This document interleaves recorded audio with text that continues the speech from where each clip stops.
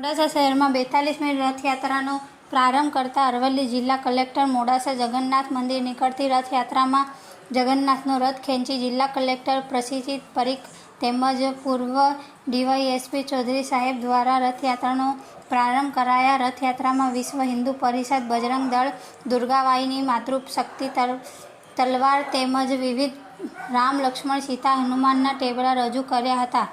રથયાત્રામાં મોડાસા શહેરના ભોઈવાડા, સાગરવાડા, Siddhivinayak, DP road થઈ પાવન સિટી, પાલનપુર રોડ, 4 રસ્તા, જૂના બસ સ્ટેશન, ભાવસારવાડા, કઠવાડિયા, પરવીડ વિસ્તાર થઈ જૈન મંદિર પરત ફરશે। મુસ્લિમ બિરાદરો દ્વારા પણ રથયાત્રાનું સ્વાગત કરવામાં આવ્યું। મોડાસા રથયાત્રાનું મુખ્ય આકર્ષણ અલગ અલગ ટેબલા હતા। જિલ્લા કલેક્ટર, રથયાત્રા સમિતિ તેમજ મોડાસા જિલ્લાનો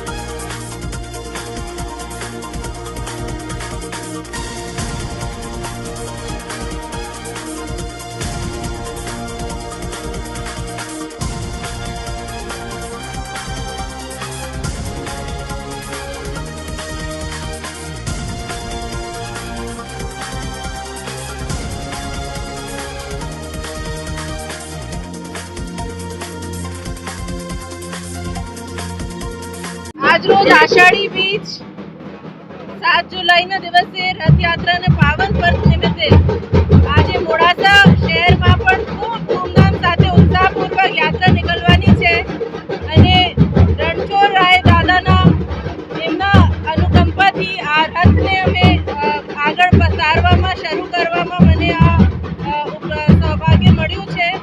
આજના દિવસે હું પ્રાર્થના કરું છું કે મોડાસા શહેર અને આપણા આખા જિલ્લા, રાજ્ય, દેશની જનતાના બધા સારા આરોગ્ય રહે અને સારી રીતે બધા સદૈવ પ્રસન્ન રહે, તે ભગવાનના રાજ્યમાં રહેતા હતા આ રીતે જ। જય રણછોડરાય। ખૂબ ખૂબ શુભેચ્છા બધાને અને સાથે સાથે અપીલ કરું છું બધા પ્રજાજનોને કે યાત્રામાં ખૂબ ઉત્સવપૂર્વક અને ઉત્સાહપૂર્વક ભાગ લે અને શાંતિ બનાવી